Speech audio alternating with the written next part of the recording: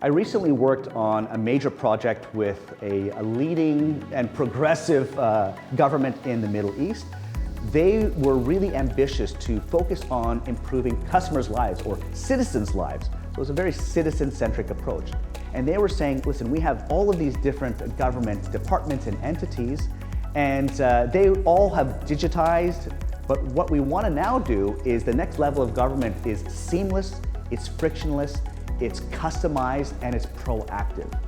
So what they're trying to think is, we have so much data on citizens, why do we ask them to fill out all of these different forms? Actually, why don't we give them a mostly completed form already and saying, hey, you're at this stage where you can access a service, we already recognize this, do you want to proceed or not? Rather than being reactive and waiting for the citizen to come to them.